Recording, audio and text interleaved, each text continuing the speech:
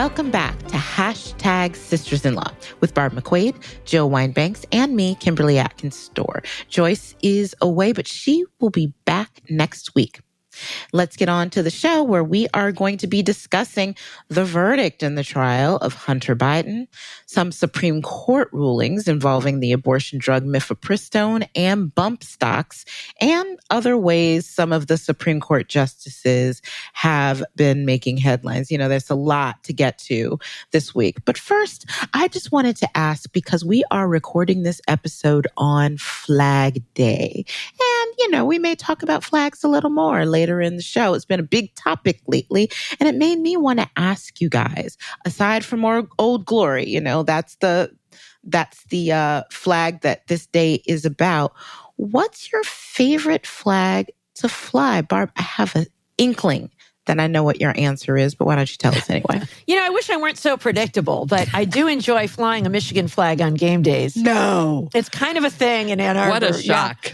Yeah. You know, it's tricky though, because you know, I have a flag and it's on a pole, and the place where it goes, I have to actually lean out an upstairs bathroom window to slide it in. And it's awkwardly placed. If I had longer arms, it would be fine, but I always have to reach way, way out to get it in there. And it's always a little hairy, but, you know, worth it every game day. I'll tell you the other thing I want to say about flags, though. I also put out bunting on July 4th, you know, like the red, white, and blue, because it reminds me of the World Series. You know, it's kind of a baseball thing, but it's also red, white, and blue. I love flags. I love red, white, and blue. I love it, you know, being a patriot. And it often bothers me that sometimes members of the Republican Party feel like they own the flag. Yep. And that, you know, and only they own the flag. All Americans own the flag. I am a proud flag waver. And so I also like Old Glory. So today on Flag Day, I salute Old Glory. Wonderful. How about you, Jill? Well, I'm also predictable. I actually like the 48th state flag because that's the one I grew up with. Wow. And I'm old enough that we added a 49th and 50th state since I was a child. I also, by the way, like the original Pledge of Allegiance before they amended it while I was in grade school to include under God. I personally think that's a violation of the Constitution, but that's a different issue.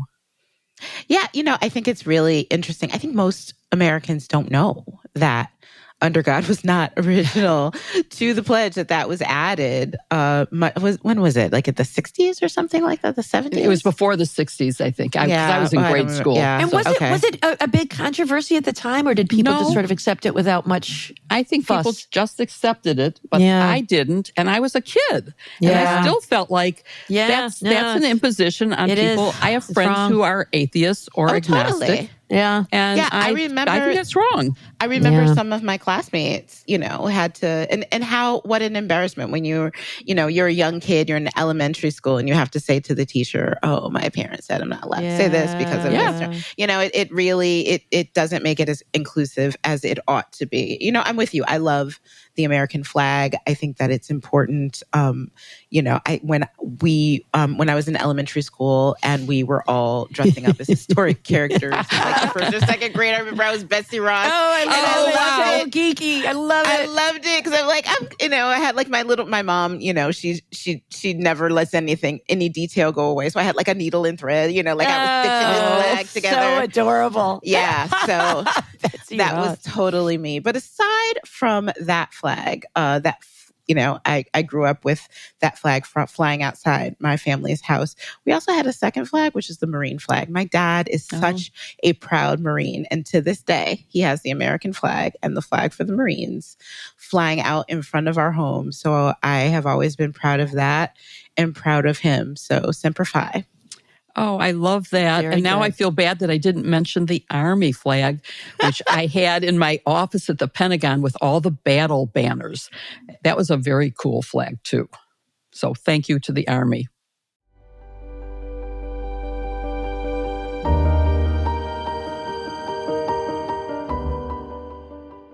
You know, one of the things I do not love doing, especially when it's warm out, is going to the grocery store. And that's why I love HelloFresh so much. You know, with HelloFresh, you get farm fresh, pre-portioned ingredients and seasonal recipes delivered right to your door.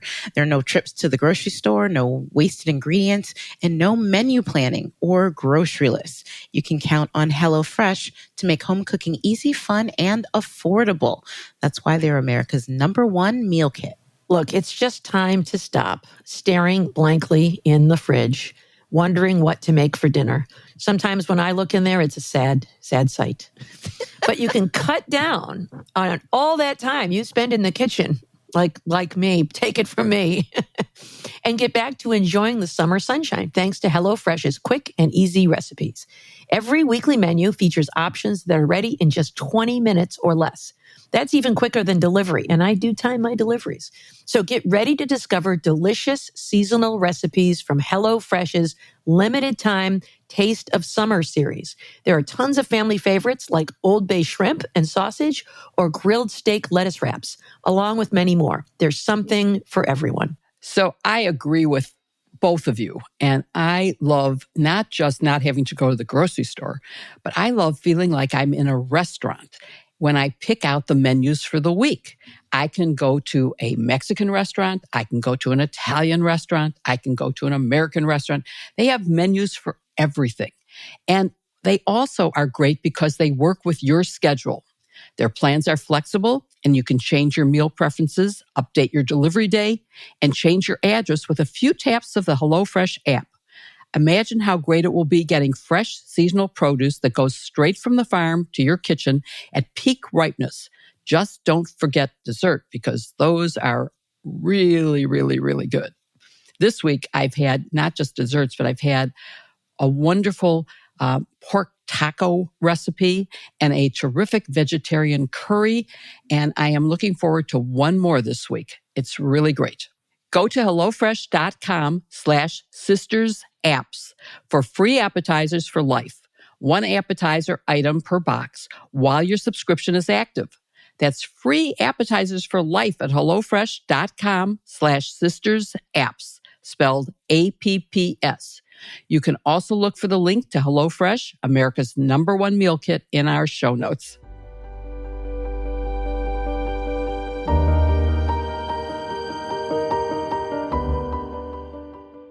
Well, Hunter Biden, of course, was convicted this week of all 3 counts in the indictment, charging him with lying about his drug use and addiction so that he could purchase a gun in 2019. So let's unpack that case just a little bit. Kim, the jury seemed to have no problem finding Hunter Biden guilty. They deliberated for only, I think, 3 hours. Yeah. And based on the evidence that came out in trial, did you agree that this was a strong case on the facts?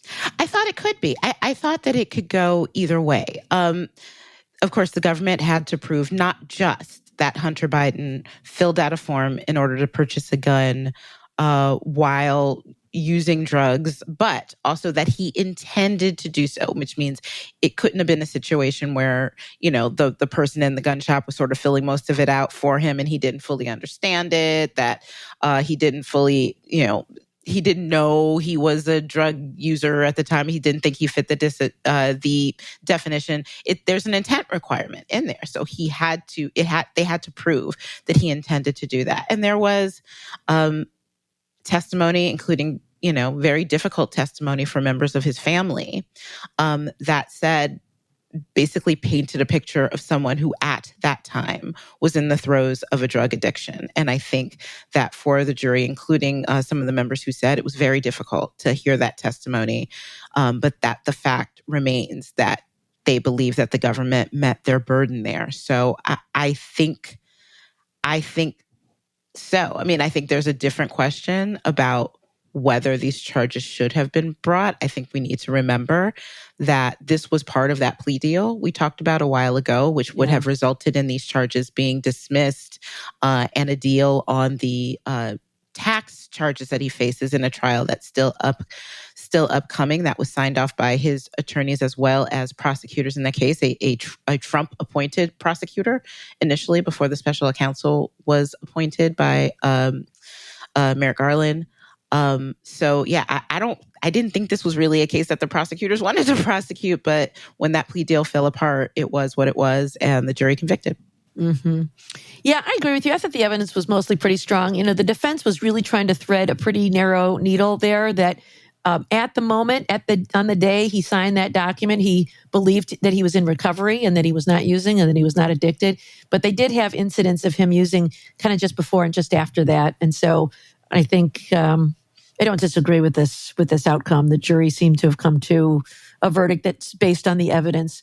Well, picking up that point that Kim made about kind of whether these charges should have been brought in the first place, Jill, what's your view about that? I mean, was this an appropriate use of prosecutorial discretion? I don't think it was. And as prosecutors, we have a lot of freedom to decide what cases we will bring. And we don't have unlimited resources. So you cannot prosecute every single crime that comes to your attention. And this was a case where he possessed the gun for a very short period of time and he never used it. It was never loaded.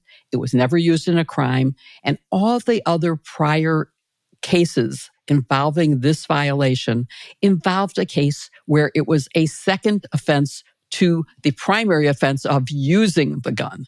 And so I think it would have been better for this never to have been brought, that the prosecutor's original intent in reaching an agreement that would have diverted this if he stayed clean for however long the agreement was for, was the right one, where it would have recognized a violation, a technical violation, but would not have held him accountable and created a conviction as a felony.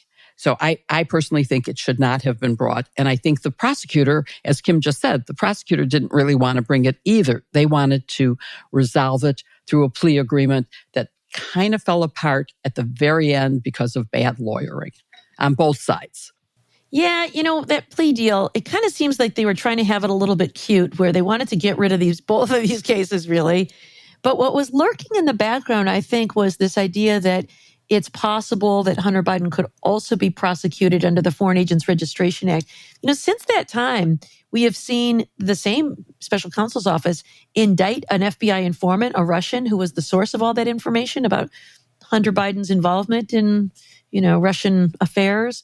I wonder if, if there is any future viability of any of that anyway. And now we're going through these exercises of these trials. Yeah. I wonder if, couldn't they come back and say, yeah, we're not going to go forward with that anyway. Maybe there's still room for some sort of global resolution of all of this. Well, and they could have actually, of course, indicted him for that and had him plea nolo contendere or, no contest to that in addition, and resolved it in a global way by doing that. They were worried about if Donald Trump were reelected and chose to go after him for more crimes. They didn't want to have that lurking.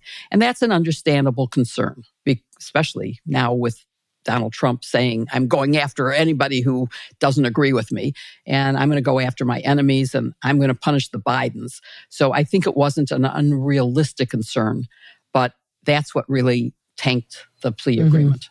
Yeah, I guess that the idea that perhaps they could be charged in the future in the next administration. I suppose if you're Hunter Biden, you want that assurance, right? That promise that you're not going to be charged, and that maybe that was something that was just too much for the special counsel to give. Well, I want to come back to the famous Hunter Biden laptop. This made an appearance during the trial. You'll remember that in 2020, just before the election, this was sort of the October surprise of the October 2022 election, when the New York Post and Rudy Giuliani first revealed that they had possession of Hunter Biden's laptop that he had dropped off at the repair shop of a repairman who was blind, who couldn't see what the person looked like, but he left the name Hunter Biden. And at the time, 51 former intelligence officials said that this story had all of the earmarks of a Russian intelligence operation. But now last week, the FBI admitted it into evidence, and they used it. They said that they verified the messages and the laptop itself from the cloud. And I'm wondering what you think, Kim and Jill, both. What conclusions do you draw from the admission of the evidence about the laptop itself? I mean, is this case closed? Should we continue to wonder about the origins? I'm not sure where I stand on it.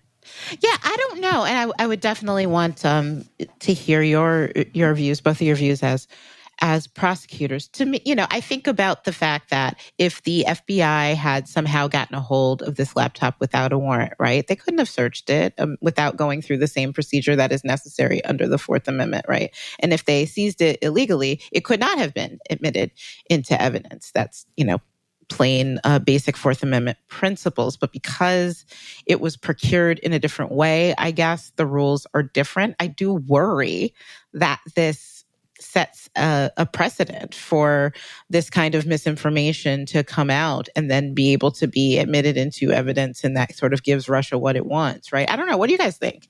So I, of course, agree with you, Kim, that its source of origin is suspicious. The repairman's story is odd. The fact that it went to Giuliani and all of that is odd and suspicious. But the fact that it was admitted for at least 5 of the pieces of information that were used in the trial, and it was admitted, suggests to me that at least that part of the computer story is true. I, for one, totally rejected it when this first came out and thought this was just a total fraud and fake and that someone had made this whole thing up. I don't think that anymore. I think that some of it was actually Hunter Biden's, and that it would have been a bigger issue for the defense in protesting the admission of anything if this was a total fraud. So I'm sort of persuaded that it was okay to introduce. Yeah, I think the same. My views on this are evolving a little bit. I certainly read at the time about the earmarks of a Russian intelligence operation. I still find it all a little bit shady. And then, of course, the FBI didn't get it until some months after this repair shop owner had it. So there are some questions about the chain of custody. And they did authenticate. The agent who testified about this said she compared the serial number on the laptop with records from Apple to say that, yes, this is the laptop bought by Hunter Biden. So I'm persuaded by that. She also, they introduced a few email messages and photos from the laptop at the trial. And with regard to those, the agent also testified that she had authenticated those with the iCloud account and believed them to be authentic, and those came into evidence. And I have no quibble with that. I agree with all that. But what she did say is, on cross-examination, you haven't verified that anything else, all the other thousands of documents that are on here are authentic, weren't tampered with, weren't added. And she said, no, I'm just here to testify about the evidence in this case. So there remains to me some information. And, Asha Rangappa, who is does legal commentary and studies counterintelligence, she was an FBI counterintelligence agent, has said oftentimes it's actually accurate information that is used in influence campaigns. Look at the leak of the DNC emails that were stolen from the DNC just before the 2016 election. Those were all accurate. They just kind of revealed palace intrigue about the Democratic Party that was embarrassing. And so it may be even that Hunter Biden's laptop is all real, but, giving it to Giuliani and the New York Post was an effort to get all this information out in the public domain. So regardless, some of the evidence there was authenticated. It was admitted into evidence, and it was used in the conviction. But can I just ask you, Barb, is there any concern with my point is that this is a way for Russia to do an end run around the Fourth Amendment, right? They don't. Oh, yeah. They take information and they send it to the FBI. Oh, yeah. And then it's sort of abandoned. Yeah. Yeah. Or just, and it totally takes away the, people's laptops can't be searched without a warrant. And I just, that gives me a weird feeling. Yeah. Well, again, I don't want to go too deep down the rabbit hole of conspiracy theories, but there has been reporting that Hunter Biden was quite reckless in those months leading up to this visit. If it was him, that he was, hanging out with all kinds of people who may have stolen this from him, who may have put files on it, whatever. So it's more like a plain sight situation because I grabbed his laptop. He was too high to notice what was going on, and then I brought it into and so you're right, that could be. So I guess we don't know there, but certainly I believe that the evidence relied upon in this case, the emails, the photos were authentic and were properly authenticated in court. Well, let's move on to what happens next in this case. Kim, Hunter Biden is expected to appeal. And in particular, in what could be a very ironic move, it seems that he might challenge the statute with which he was charged. This crime of lying about whether you are addicted or using drugs to purchase a firearm. And I'm wondering, in light of the court's recent rollback of gun laws, do you think he has a chance of prevailing in this case? And if so, does that create any sort of political problem for Joe Biden, that his son's case invalidates a gun law? Like, it'll be U.S. versus Biden. That is the case, that stands for the proposition that you can't limit gun rights for drug users. I mean, if anything, that should make, Trump supporters cheer Biden on, right? Like, really? But, so no, I don't think that the Supreme Court, if it gets that far, I don't even think it'll get that far. If it gets that far, would rule in Hunter Biden's favor here if he challenges that statute. The thing we have to remember about the Supreme Court is, even though, yes, they are very pro Second Amendment, at least the conservative majority is, and they have no problem rolling back gun laws, they are also not, how do I put it, intellectually consistent with things. And if it's a case that they don't want to take up or they don't want to rule on, they can find ample reasons why not to. And I think this, for a lot of reasons, including who the defendant is, will be one of the cases that they would not take up. But, maybe it'll be a little tougher depending on how they rule in, I don't know, let's say this case where January 6th insurrectionists are challenging a federal law under which many of them had been charged, although it's very different. It's a law that arose out of Enron for interrupting a official proceeding, interfering with an official proceeding. And it's really meant to go after document destruction in a case, but they're using it to say that they interfered with the election count. I don't know.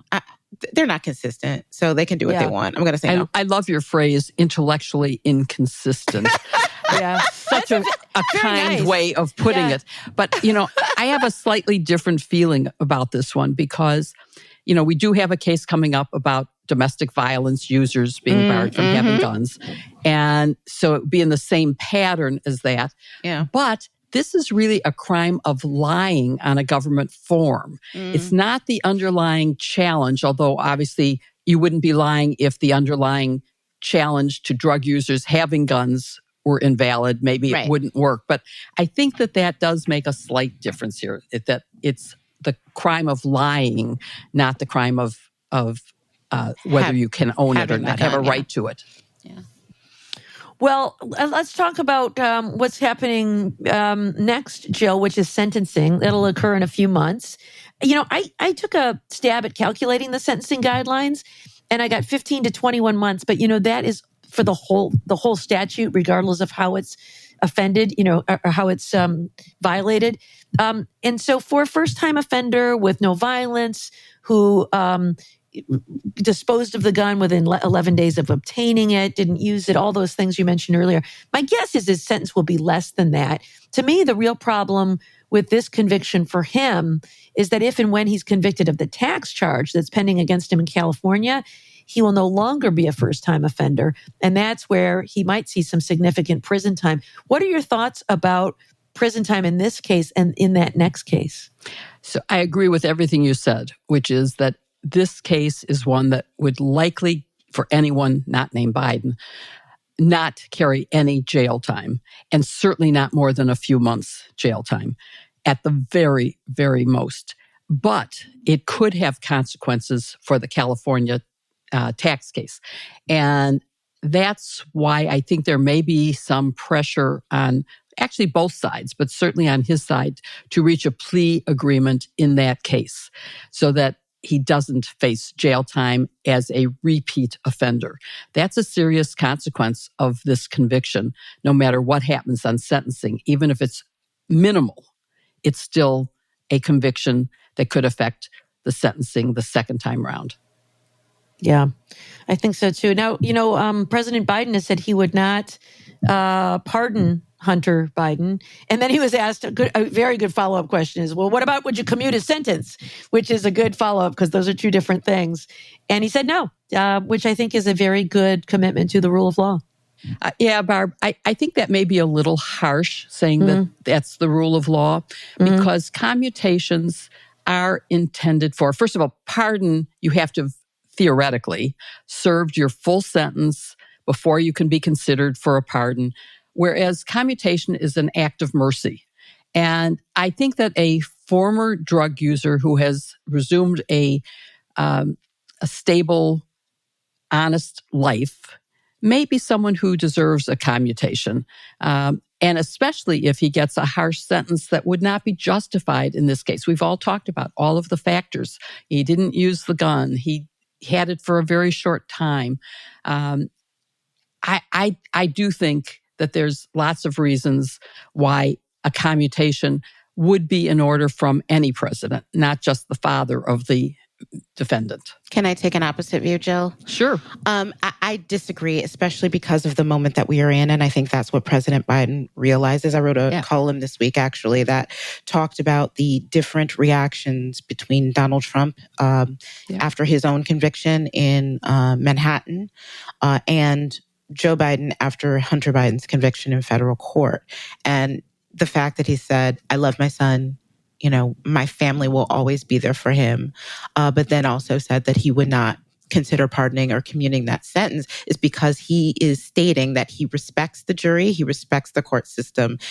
They came to this conclusion, and that ought to be accepted by not just him, but the nation. Whereas Donald Trump has done the exact opposite. He has not only railed against the entire judicial system, but he's also promised retribution to his political enemies because he sees himself as a victim of some sort of witch hunt, and he's promised to exact that in the future. And I think in this case, Joe Biden was seeing and something bigger than just the facts of his son's trial, and the issue of clemency, which is very important.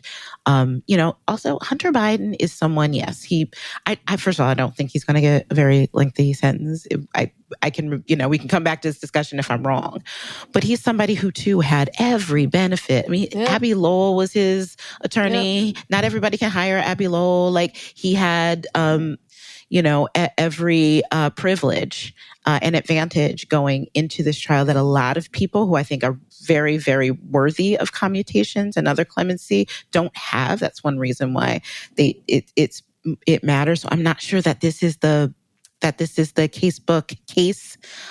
textbook case for clemency, but I do see the bigger value that Joe Biden is advancing here.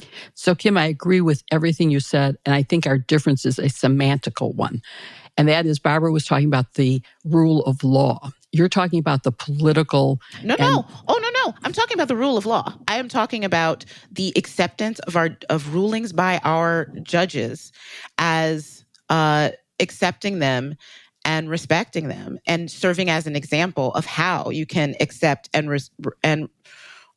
accept them and live with them and not do, in very stark contrast, what Donald Trump is doing. I think this is very much an effort for Joe Biden to uphold the rule of law and show as an example of how others can and should uphold the rule of law. And if the sentence were an outrageous, full-on, everything that could be thrown at him, would you feel differently? I don't think it's going to be. No, but I'm just saying hypothetically. We're talking hypothetically. I mean, he has the right to appeal, like everybody. Listen, not everybody. Clemency is discretionary.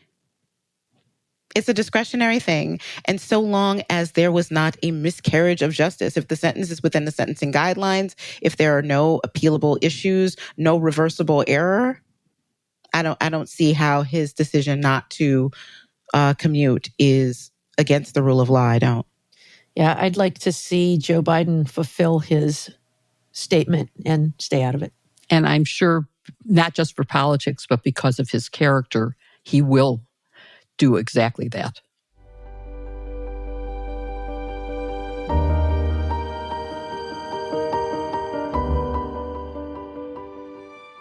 I have become growingly concerned about the environment. It's been over 90 degrees in Chicago the last few days, and that's really hot.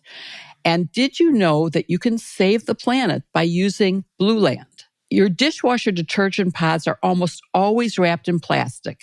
It is really true. That film around your pods is plastic, and it's ending up in our oceans, rivers, soil, and even our bodies. Thankfully, Blueland decided to do something about it. They are on a mission to eliminate single-use plastic by reinventing cleaning essentials to be better for you and the planet with the same powerful clean you're used to. Their packaging is a perfect fit for my home, and I love how Blueland uses no single-use plastic in any component, including bottles, tablets, wrappers, and shipping. Their tablet packaging is fully compostable, and all of their products are effective and affordable. Their dishwasher tablets are proven to perform on baked-on, burnt-on stains. No rinse aid is needed. The clean is insanely good. I never have to run a load twice, and the fragrance-free tablets have become a family favorite. We literally do use them every single day. Now we get to enjoy the smell of a fresh meal without that weird lingering chemical smell that you get with the old stuff. I speak for my sisters when I say we are never going back to the plastic covered environmental harming stuff that we used to use before. Even better, you can get more savings with Blueland by buying refills in bulk or setting up a subscription. Their subscriptions are customizable and convenient, so you never run out of your most used products. We'll want you to try everything they have to offer. Blueland is trusted in more than 1 million homes, including ours. And we're excited to share that Blueland has a special offer for listeners. Right now, get 15% off your first order by going to blueland.com/sisters. You won't want to miss this. Blueland.com/sisters for 15% off. Again, that's blueland.com/sisters to get 15% off. Look for the link in our show notes.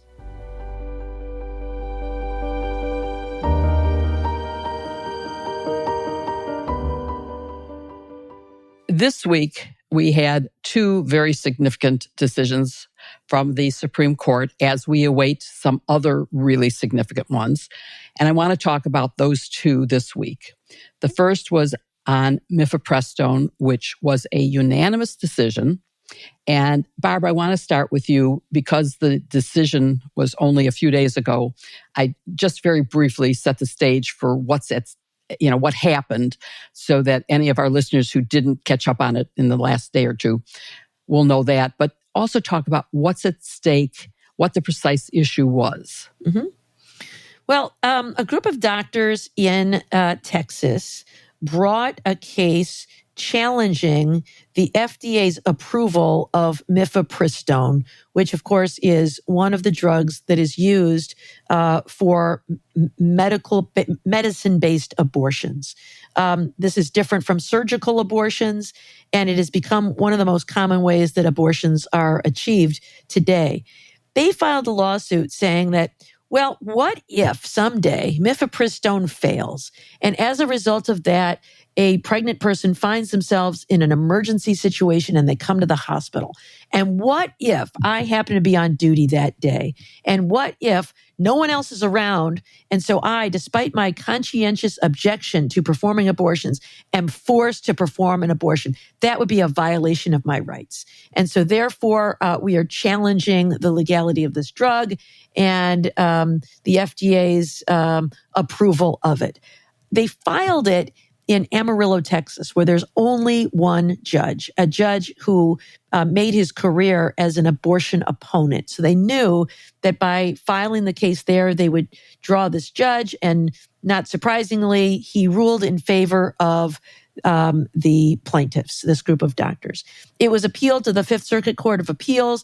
They upheld in part and overturned in part. They said that the FDA's original approval was okay, but it's scaled back in recent years, which allowed the drug to be used outside of the presence of a doctor, which certainly allows the drug to be mailed into certain states, was prohibited.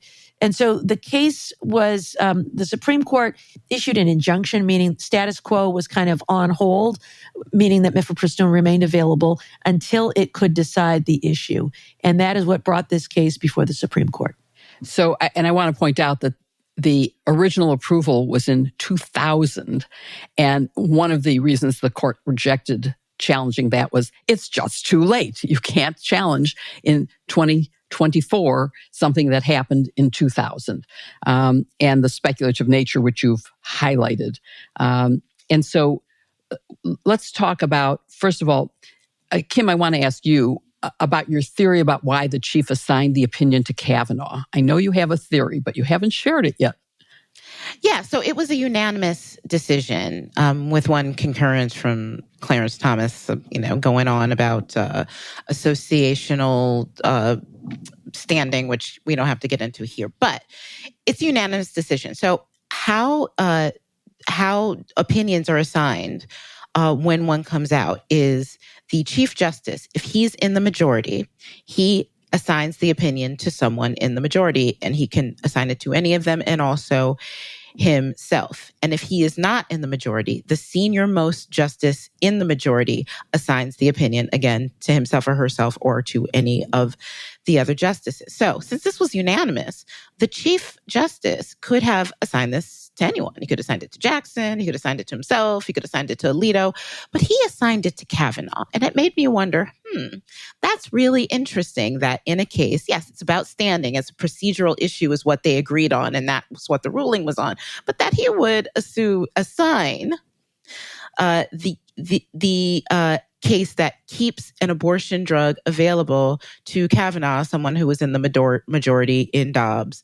And I wonder, a couple things. One, the easy part, does the Chief Justice, who claims to care about what people think about this court, in my opinion, he doesn't enough, think, probably not a bad look to have somebody in the conservative majority write this opinion that allows mifepristone to stay on the market, right? So we're totally fair, right? We call them balls and strikes, right? If it's no standing, it's no standing. Doesn't matter what our ideology is, what we think about abortion, blah, blah, blah. Okay, sure.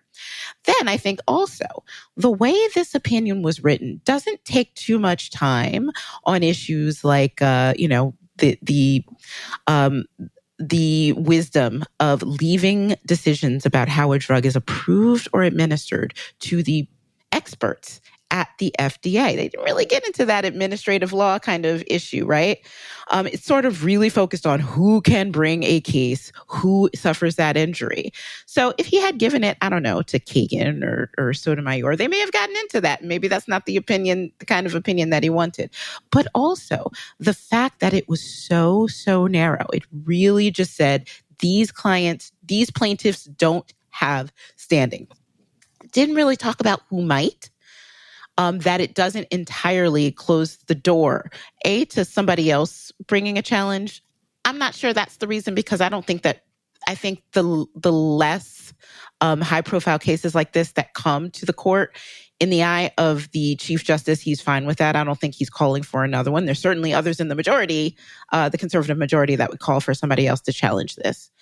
But it leaves open other things. Kavanaugh wrote, if you have a problem with the way this drug is administered, there are other solutions. You can go to your lawmakers and ask them, with your vote and whatever, ask them to pass a law that makes this drug unavailable. Or you can go to the president, and through which the federal agencies like the FDA to make a different decision. And I was like, okay, we do know that those supporting Donald Trump would love to take over the federal judiciary and install new heads at all of these federal agencies and make very different decisions than the current, or either the 2000 FDA or the subsequent FDA that both approved and then made more widely available this drug. They can just take it off the market altogether, right? They can, just that easy. So I sort of thought, is this a way, did it require to get the Kavanaughs and the Alitos and the Thomases all to fall in line on this, to make it clear that there are other ways to eliminate mifepristone and get that unanimous decision? I don't know. This is all speculation. This is all, all alleged, not based on any actual intel. But I just thought when the unanimous decision was written by Kavanaugh, I just thought, that's interesting. Anyways, that's my speculation. Okay, interesting. So you mentioned that this case really was restricted to standing. And that's something that sounds like a legal nerdy thing that I would be asking Joyce about if she were here this week. But I'm going to turn to you instead, Barb, and say, standing was based originally on the concept of separation of powers. And it has some very specific requirements in order to have standing, but it basically comes down to you need a case or controversy. And that means that someone who brings a suit has to have something at risk, has to have some skin in the game. And Kim mentioned that there may be a difference because of the concurrence, stress this, between organizations and third parties standing versus the individuals. But here, nobody had standing. Was that the right outcome? And what do you make of that? Well, first, Jill, let me say you're not the first to confuse me with Joyce Vance. I'm always flattered when it happens. I was at the airport just last week and someone yelled to me, Joyce Vance, I love you. And I looked and it was, they're just talking to me. And I said, oh, thank you. But, actually it's Barb McQuaid. It's okay. That happens from time to time. Like, oh, I knew who you were. I'm sorry. I knew who you were. University of Alabama, right? No, I'm the other one. I'm the other one. But I'm flattered to be compared to Joyce because she is a brilliant lawyer. And so standing, yes, as you say, the point of standing is this.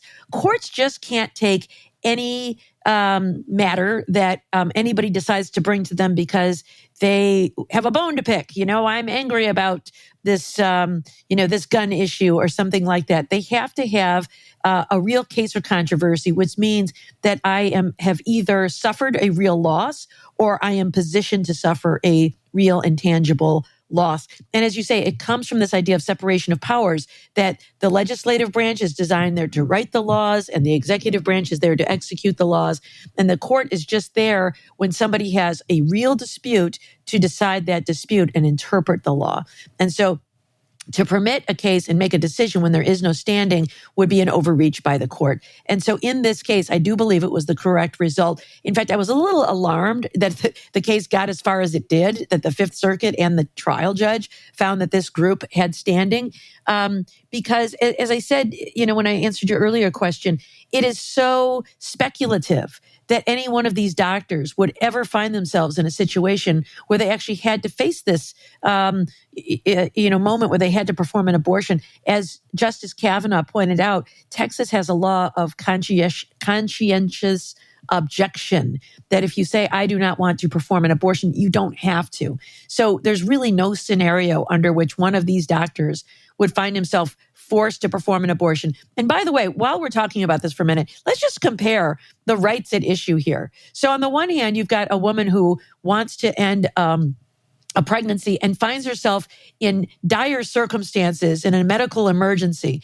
And what we're worried about is this poor doctor who might have to suffer his poor conscience will be harmed by having to perform an abortion under his Hippocratic oath.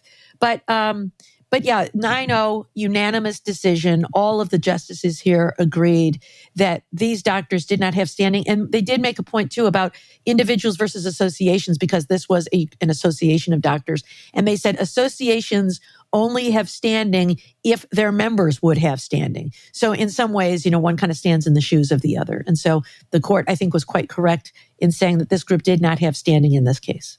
Exactly. And I want to now talk about what this reflects about the court, because according to a recent article, standing decisions are almost always based on the political views of the justices. So it's like in 90% of the cases, they grant standing if they want the outcome that person is requiring, and they deny it if there isn't. But this is one where it was 100% of the court said there is no standing. And obviously 6 of them were for the outcome that came about. So why was this one unanimous? And, so Kim, can you talk about that? Yeah, I would put it differently. And I don't doubt those statistics. I didn't do well in statistics, so I'm not going to get into that. But in my 20 years of covering the court, what I have found generally is if there's an issue that the court really wants to rule on, they'll find standing. They'll find standing somehow, some way. Even if somebody goes up to them first, which there's such tenuous, connections there. They will deny based on standing, but then somebody will write a concurrence that says, if somebody really has standing, this is an issue that it's totally unsettled, and signal that they want somebody else to bring a case, or they'll just rule on it. I mean, I don't see why there was standing in Dobbs, but there we were.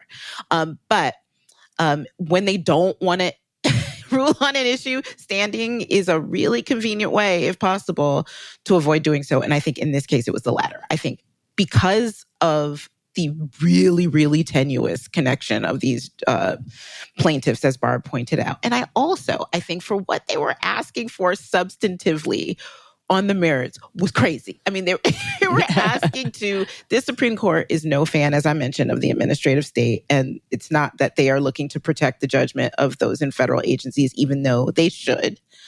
But to say, there may have been this study 20 years ago that the FDA didn't look at enough. And when they made it more available, there may be, these 3 cases that somebody who took it went to the emergency room afterwards. And maybe it was because of this job. I mean, it was such a terrible case. They don't want to rule on this. I think even Alito was just like, I'll wait for the next one. I just think when they don't want to rule on merits of something, standing is a great way to avoid it. Yeah, and they certainly did. And there's also an article I'm going to put in our show notes because it's just sort of interesting, but I think I want to move on to bump stocks, so I'm not going to ask about it, which really shows that this is a 3-3-3 court, not a 6-3 court. And that could have influenced this. But let's move on to bump stocks because that was only released this morning as we're recording this on Friday. And so it's only less than 24 hours after the decision that our listeners are going to be hearing this. So Kim, just briefly describe what the decision was and help us to analyze it. Yeah. So during the Trump administration, there was that horrible, horrific mass shooting in Las Vegas at an outdoor concert that not only left 58 people dead, but also 500 people wounded in under 10 minutes. And the gunman was using a rifle equipped with a bump stock, a device that allows, rather than having to pull the trigger with the recoil and all of that over and over, just keeps firing the gun and makes it very much like a machine gun.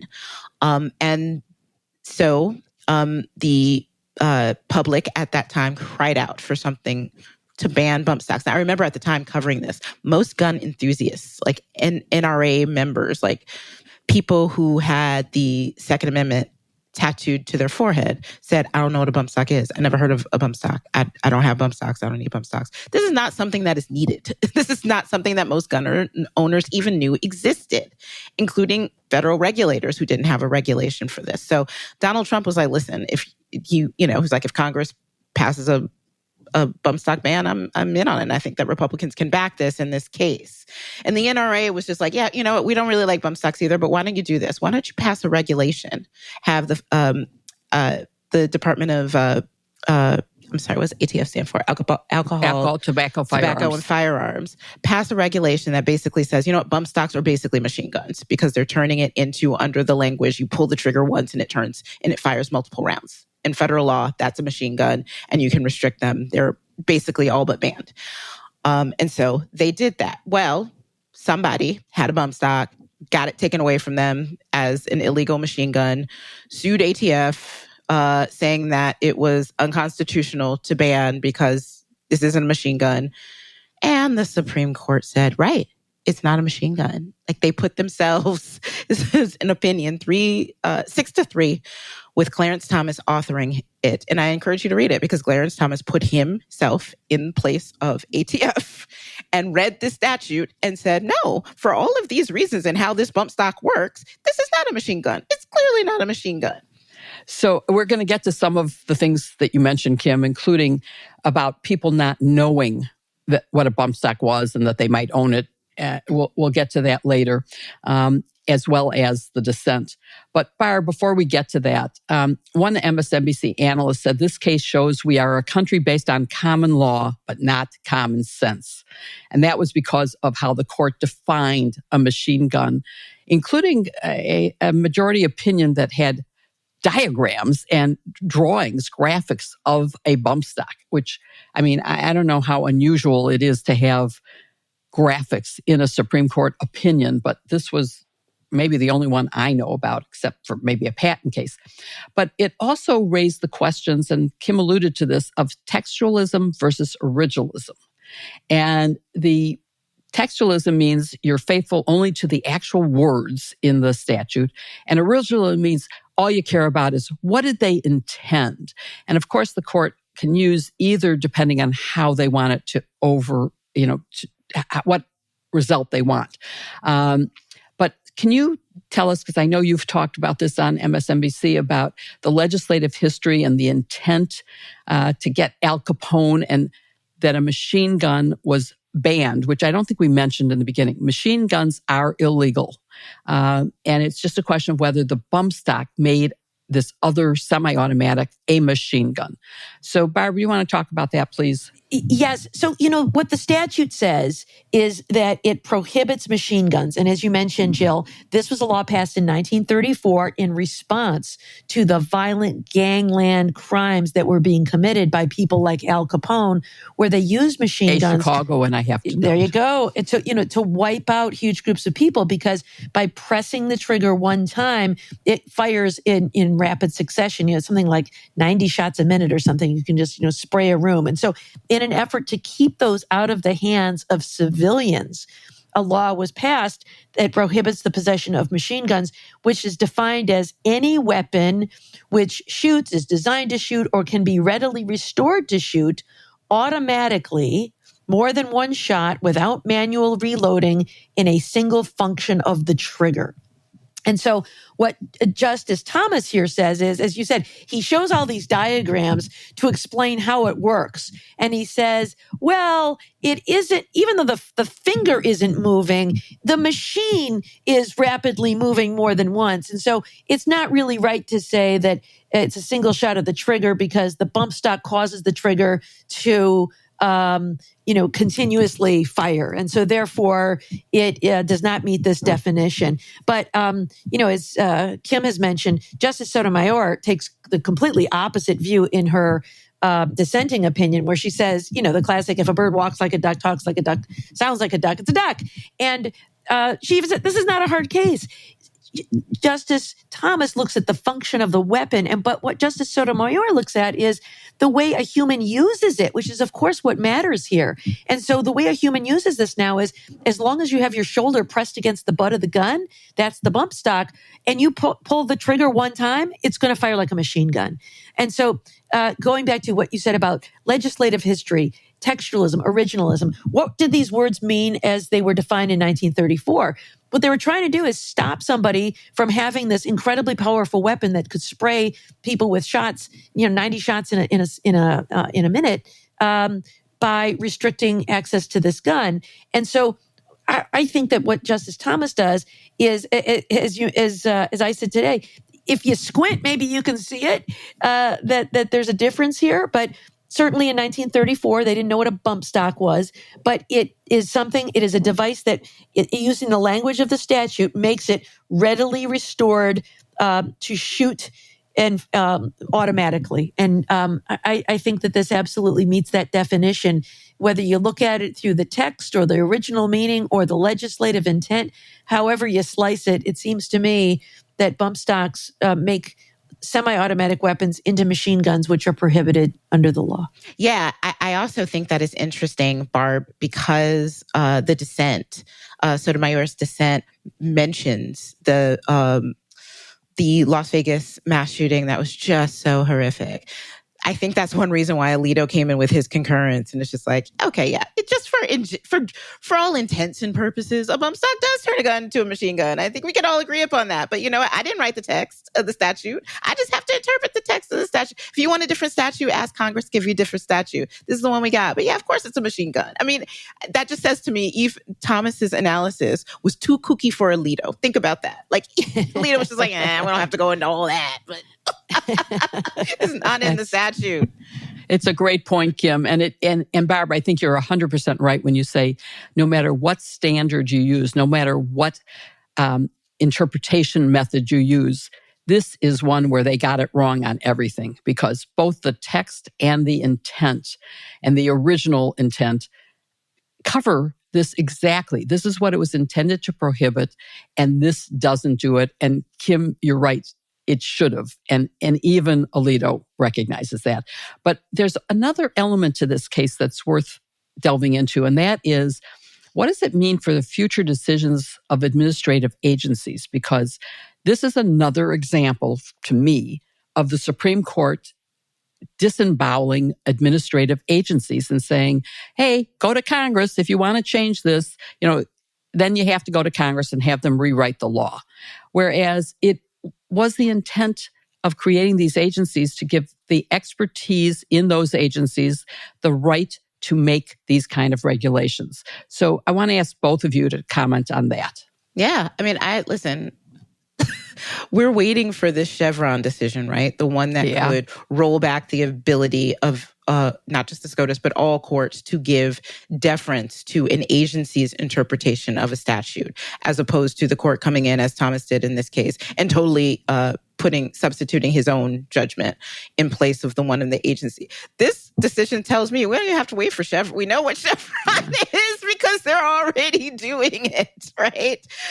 Chevron is gone. We've already seen them really chip away at the administrative state. And I mean, speaking to your other point with the other case, Jill, I also think this is very much a situation where the court will not give deference to agency decisions that they don't like, and they will give deference to agency decisions that they do. I see a future Supreme Court, if somebody challenges the fact that a future Justice Department decides that they are going to aggressively prosecute the Comstock enforce the Comstock Act and say, hey, you can not only not mail mifepristone in the mail because it violates the Comstock Act, but, good luck trying to transport, specula and other regular equipment that can be used for an abortion. If the Justice Department decides that's illegal, the Supreme Court will be like, well, there's nothing for us to do. That's the agency that's making that determination. So I think agency deference will be in the eye of the beholder. I hope everyone listening is as frightened by this prospect as I am. But Kim, you also mentioned something earlier, which was that there was a concern about, well, I bought a bump stock, but I didn't know what it was, and I didn't think it was a machine gun.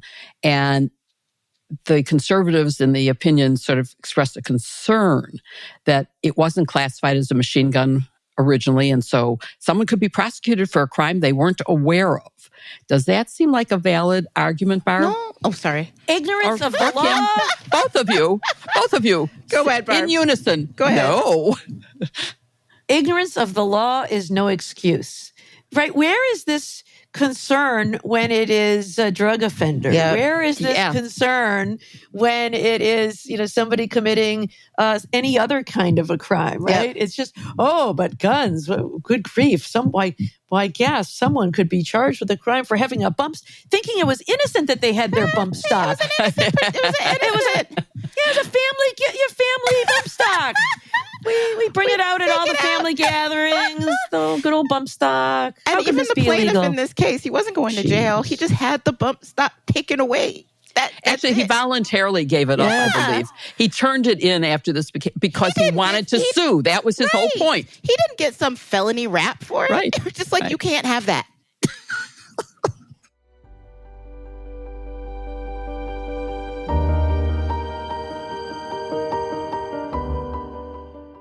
So, Kim, when we were together on our live tour, I said to you that your makeup was gorgeous. And I asked you what you were using on your eyelids. And what did you tell me? I was using Thrive, from the mascara to the wonderful color sticks. I used it on stage because I knew that it would have me looking my best, and it was easy peasy to use and to travel with. Thrive Causemetics has a full line of show-stopping makeup to refresh your everyday look with clean, skin-loving ingredients. Their foolproof products are easy for any skill level to apply. I can attest to that. And they always take your self-care routine to the next level. Yeah, when we were at a live show backstage, we were all touching up our makeup with our identical blue Thrive Causemetics mascara tubes. Next time, I want you guys to show me that trick with the whole waterline thing. It freaks me out a little bit, but I want you to show me that tip. Well, we love that cause is in the name for a reason. Thrive not only defines luxury beauty, but they give back too. Every purchase supports organizations that help communities thrive with causes like education, cancer research, and working to end homelessness. You'll feel great and look great with Thrive. So far, they've donated more than $150 million of products and funds. It's incredible. I'm so glad we're part of it. What's your favorite product right now, Jill? Oh, that's so easy for me to answer because I've been using Thrive's Liquid Lash Extensions Mascara forever, and I always get compliments on my lashes.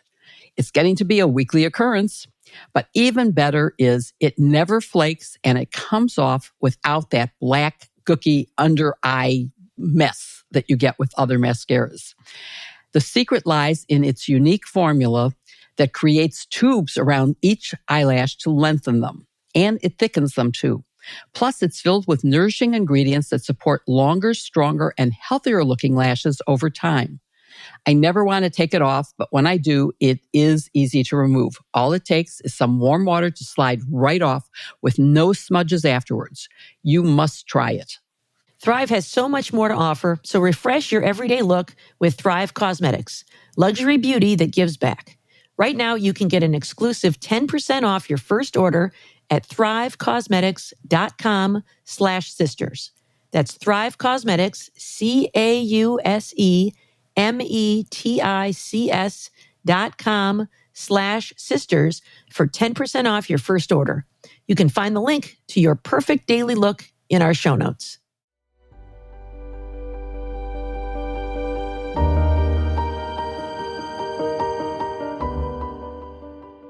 Well, if you think that was all the Supreme Court news this week, you'd be wrong. We had other news involving loose lips and more secret trips. Barb, let's start with the secret recording of Justice Alito at a Supreme Court Historical Society dinner. What do you think of what he said about the way he sees the societal divide between the faithful and the not? I mean, I guess that's the divide he was talking about. Do you have any legal or constitutional concerns about how he framed that ideological divide? Yeah, so, in some ways, this is a little bit of a gotcha because it's an undercover reporter who shows up at this historical society cocktail party and they're walking around and she catches him on a hidden microphone. But, when you're dealing with members of the public, you need to make sure you are at all times acting above reproach. And, in some ways, maybe you catch him in a moment of candor. But this reporter, undercover reporter, started saying things like, I'm worried about the divide in our country. I'm worried about this, who's going to win the moral argument and return our country to a place of godliness. And he kind of says, yeah, I agree with you.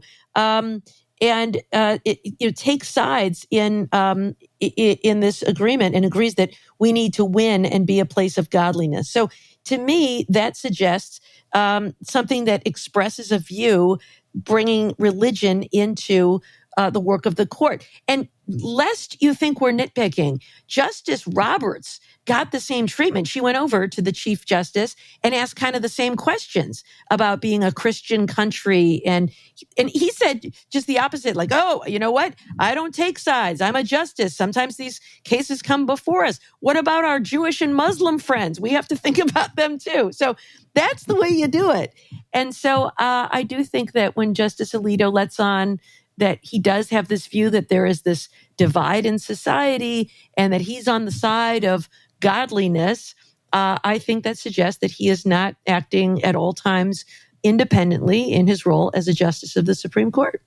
Jill, what do you think, both about what Alito said and also the fact that it was a surreptitiously recorded conversation? So I agree on the first part about what Alito said with what Barb said. And it is in stark contrast to how Justice Roberts correctly handled the question. And I also agree that when you are dealing with the public, This was not the government secretly recording. This was not a telephone call, which you can't record without permission. This was just standing publicly in a public forum and answering questions. And anybody who doesn't know that they're being possibly recorded at every moment should be found mentally incompetent, because we know from all of the secret recordings at private events that have come out that people will be there who will record you. And you are responsible for what you say. And what he said, you can imagine from what I said about the Pledge of Allegiance and adding under God, how I would feel about him enforcing on me his religious views. I would be appalled. So I am glad Justice Roberts did the right thing. I am horrified at what he did. And I think that that may indicate that he needs to recuse from more cases than flags. He has to recuse from a lot of things. Jill, do you mean that it's possible that even this conversation we're having right now is being recorded? Oh, I hope it is. So someone else was recorded in these recordings, you guys. It was Alito's wife, Martha Ann, a central figure in the Alito Flaggate controversy that we talked about last week. So I just want to ask both of you about what she said. And do you have any ethical unease about the secret recording, not just of a justice who has a public position, but of a wife who doesn't? And, but first, look at me. I'm not German, but I want to hear what you think about what she said. Yeah, I guess she's a little more sympathetic, I suppose, to being recorded because she's not a justice. But, she makes this statement about how dare she have to look at this pride flag, right? Across all month, Barb. All month. Yeah, every day I have to look at that thing. And it's so hideous. It's a rainbow. How dare she have to look at that? So, I think they're not the same person, but she's kind of put herself in the news now, hasn't she, with the two other flags? I mean, man, she was really attracting controversy around flags. She's really got a thing for them. So I guess I don't know if it's fair or unfair.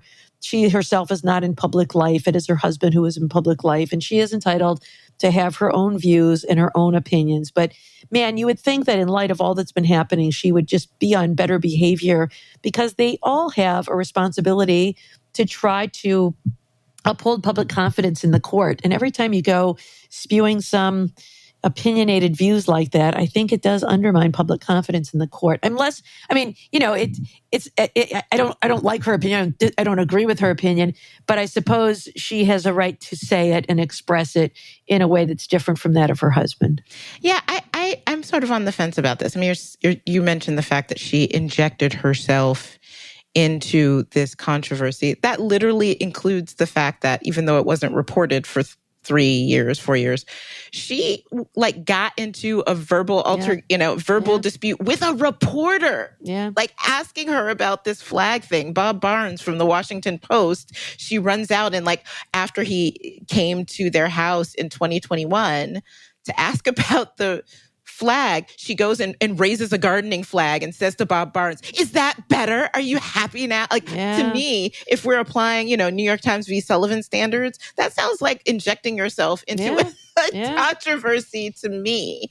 And it does speak right to what, Alito has already said about it as well. But yeah, I mean, listen, to me, at least when it comes to what Alito has said, the fact that these are secretly recorded doesn't bother me at all, for this fact that it's just another data point in things that Alito has been saying publicly for ever since Dobbs. And even before Dobbs, he has been giving speeches at the Federalist Society, talking about the attack on religious rights and how religious rights were under threat and the court has to push back against that. He immediately after Dobbs went and gave a speech in Rome where he was mocking people who criticized the Dobbs opinion, like Prince Harry and Prime Minister Boris Johnson, and basically preening and doing a victory lap as if he were some sort of, champion of Christian rights. And he has been saying this stuff that he was recorded saying in private in a public way anyway. So I think the last person who should be shocked and offended and clutching pearls is Samuel Alito. So I think that there's more to it than that in addition, because I think that Justice Alito put Martha Ann into the spotlight because he said it was really her who did this. It's not me. He threw her under the spotlight. He certainly did. And so I think that justifies having her secretly recorded. And you asked about, yes, they both have First Amendment rights, not just Martha Ann, but Justice Alito has a First Amendment right. But if they exercise it, they have to have the consequences of it. And especially for him, it means recusal. He can't say out loud what he probably believes anyway, and then expect that he doesn't have to recuse from a case that involves a preconceived opinion of his. So I think that's really important to keep in mind here. So both of you, finally, we learned, shockingly, after Clarence Thomas disclosed in his latest financial disclosure that, oh, whoops, I forgot another luxury trip that I took with Harlan Crow. So here it is. Not 2 days later did the Senate Judiciary Committee released a report that said, yeah, buddy, you took 3 other trips with Harlan Crow that you still have not disclosed. So what do you guys think about this? What does this say to what we already know about Clarence Thomas, and what, if anything, Congress can do about it? You know, Kim, when you take so many dozens and dozens of luxury trips, they kind of blend together after a while. Yeah, Montana, California, Georgia, I don't know. Which private jet was that? Yeah, it's hard to keep track of all of them. And the seat would have been empty if I hadn't taken it. Yeah, you know, it really makes me, they're just begging for some kind of legislation to really put some teeth into these ethics rules. You know, it's only when he gets absolutely shamed into it and it's going to be disclosed that he admits to these things. And, you know, I know currently it's just about disclosure, but it's just a bad look for public servants to be taking trips, you know, flights and yachts and all this kind of stuff. You're a public servant. Don't take free stuff. And I know that Senator Sheldon Whitehouse has some legislation going on about all of these things. And I really hope that this controversy helps that generate some steam. And, you know, there's the question of disclosure, which of course should be mandatory. There's the question of the loophole about, which I don't think applies here, but what they're claiming is the loophole about personal hospitality. Yeah. And this is, you know, even if it extends to accommodations, it doesn't include a private jet plane flight. And so I think those are things that need to be taken into account. And it does, Barb, you're absolutely right.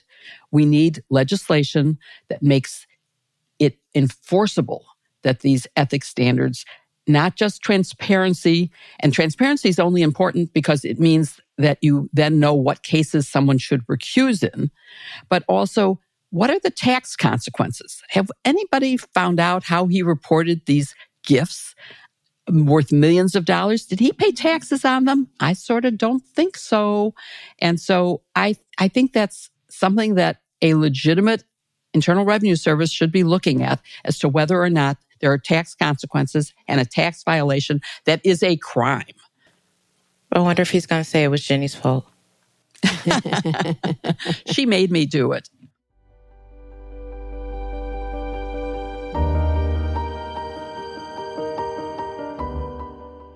Well, when I worked for the federal government, I was part of that million-person theft of personal data by the Chinese government.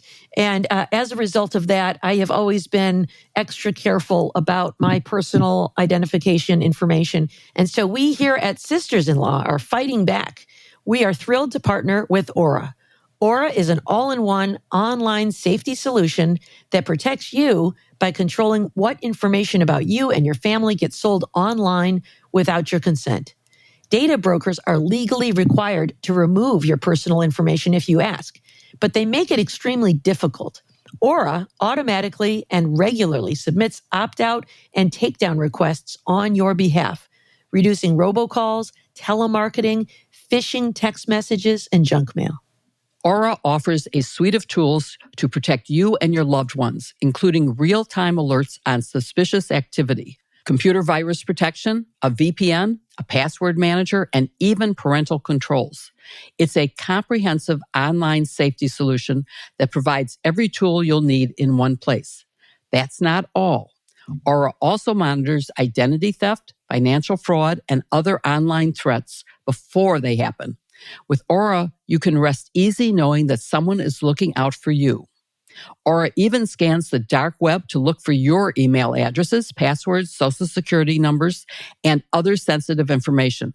If anything is found, you'll receive a real-time alert. And when you're a victim of ID theft, their experienced white-glove fraud resolution team helps you navigate credit bureaus, initiate credit freezes and locks, and works with you around the clock to resolve the problem. We feel so much better knowing our families are protected, and you will too. For a limited time, Aura is offering our listeners a 14-day trial plus a check of your data to see if your personal information has been leaked online. All for free when you visit aura.com/sisters. That's aura.com/sisters to sign up for a 14-day free trial and start protecting you and your loved ones. That's aura.com/sisters. Certain terms apply, so be sure to check the site for details. And you can find the link in our show notes.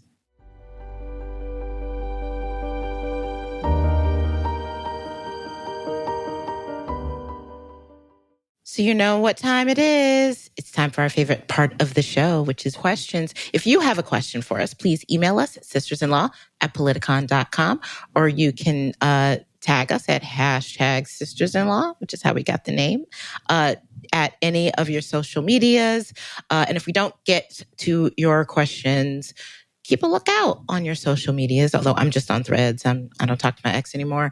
And we will respond as much as we can. I know this week there have been a lot of questions coming in, and I've enjoyed interfacing with some of our listeners there. But let's see what we got for this week. The first question is from Jean in Longview, Washington, and it's for Barb. She asks, do you have any pets? Just wondering. We talk a lot about dogs and chickens and all kinds of things on this show. Barb, do you have pets?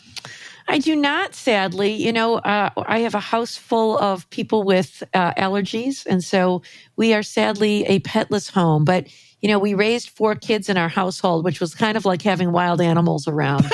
So that's about the closest we got. So I enjoy our neighbors' pets. We have lots of dogs on the street, and I love playing with them.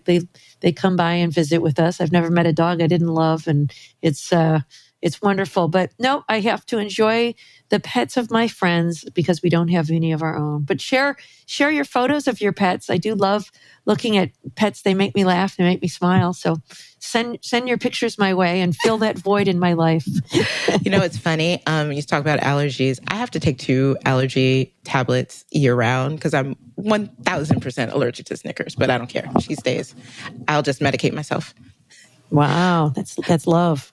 Our next question is from Linda, who asks, when Mike Johnson appointed Representatives Perry and Jackson to the House Intelligence Committee, were they subject to the same rules that require background checks before they can get classified information? That's a great question. Jill? It's a great question, and you'll be surprised at the answer. Members of Congress don't need any kind of clearance. The only control that is put on them is on a need-to-know basis, so that they don't routinely get the kind of briefings except on a need-to-know basis. But once they have a need to know, and of course on this committee, on the House Intelligence Committee, they're going to have more need to know than they did before they were on the committee. But they get it in the same way that the president doesn't require a security clearance. Just by virtue of being elected, he gets all classified information, and it's up to him as to whether to declassify it, even though he might not pass the test for a security clearance, like his son-in-law. And our third question comes from GM, who asks, do you think the U.S. Supreme Court will postpone Trump's presidential immunity case to the fall docket out of concern that President Biden might make use of whatever expanded powers they might grant? I like how you're thinking there, GM. But no, the answer is no. Very, very rarely does the Supreme Court take a case that's already been granted, and certainly not one that's already been argued and circulated, and push it off to a different term. That only comes when there is like a change in circumstances or a different decision comes down and they need to do further briefing or something like that. In this case, none of those things apply. I don't think they want to hold on to it till next term. And if they did something like that, there would be absolutely zero way for them to claim that they are not a political body trying to, game the outcome in order to have some external impact. So no, I don't think that there is any chance of that at all. We're going to get that opinion in the next couple weeks. So buckle up. Thank you for listening to Hashtag Sisters-in-Law with Barb McQuaid, Jill Winebanks, and me, Kim Atkins Stohr. Joyce will be back with us next week. Please show some love for this week's sponsors, HelloFresh, Blueland, Thrive Causemetics, and Aura. Their links are in the show notes. Please support them because we could not do the show without them. And also follow Hashtag Sisters-in-Law on Apple Podcasts or wherever you listen. Tell your friends, tell your mom, tell your church people to listen to, and give us a 5-star review so other people can find it. If you believe it or not, there are still people, y'all. There are still people who don't listen to this pod. I know it's hard to believe. It's hard to believe. But if you give us 5 stars, more people find us. See you next week with another episode. Hashtag Sisters-in-Law.